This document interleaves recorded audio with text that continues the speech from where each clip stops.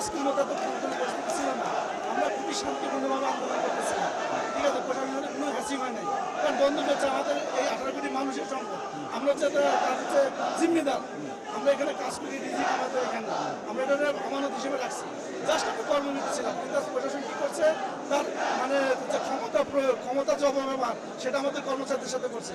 প্রত্যেকটা কর্মচারী গেট থেকে যা ফিরে আসছে, এতে ঢুকতে দেয় না। সেনাবাহিনী তাক করে রাখছে, পুলিশ তাক করে রাখছে। কি একটা দেশ, স্বাধীন দেশে বাস করি আমরা, পরাধীনের মধ্যে আছি। আমরা আমাদের ন্যায্য দাবি উত্থাপন করছি। আমরা কেন ডিবি ওয়ালকে দিব? এটা তো সবে মাত্র শুরু। আমাদের দাবি মানা না হলে লাগাতার কর্মসূচি চলতে থাকবে, আমাদের শাটডাউন চলতে থাকবে, কর্মবিরতি চলতে থাকবে। আপনার গেদারটা আমরা একটু বলতে চাই, আপনাদের কাছে আমাদের প্রশ্ন, মাননীয় উপদেষ্টা স্বচ্ছতার কথা বললে আপনি এত ভয় পান কেন?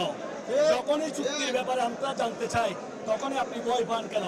আপনার সাথে আমরা কথা বলতে চাইলে আপনি ভয় পান কেন? এত তাড়াহুড়া কিসের আপনাদের? এত তড়িঘড়ি কিসের? কেনই বা গোপনে চুক্তিটা করতে হচ্ছে? চট্টগ্রাম বন্দরের এনসিটি ডিপি ওয়ার্ল্ড নামে একটা বিদেশি কোম্পানিকে হস্তান্তরের বিরুদ্ধে কর্মবিরতি করে আসছে। স্বাভাবিকভাবে কর্মচারীরা স্বতঃস্ফূর্তভাবে এই কর্মবিরতি পালন করছে। আজকে সকাল থেকে আমরা যেটা দেখেছি, এই প্রশাসন এবং সরকার, সেনাবাহিনী, নৌবাহিনী, কোস্টগার্ড, পুলিশ, বিজিবি সমস্ত প্রশাসনিক যন্ত্রকে ব্যবহার করে গায়ের জোরে বন্ধ চালানোর চেষ্টা করেছে। শ্রমিক কর্মচারীরা সেটা করতে দেয় নাই। উপদেষ্টা মহোদয় চট্টগ্রাম বন্দরে এসেছেন, শ্রমিক কর্মচারীদের তোপের মুখে তিনি গাড়ি থেকে নেমেছেন, আমার সাথে কথা বলেছেন। আমি ওনাকে বলেছি চট্টগ্রাম বন্দরের এনসিটি কোনো মাফিয়া কোম্পানিকে দেওয়া যাবে না, ডিপি ওয়ার্ল্ড সহ। এবং চট্টগ্রাম বন্দরের এই স্বৈরাচারী চেয়ারম্যান, দুর্নীতিবাজ চেয়ারম্যানকে অপসারণ করতে হবে।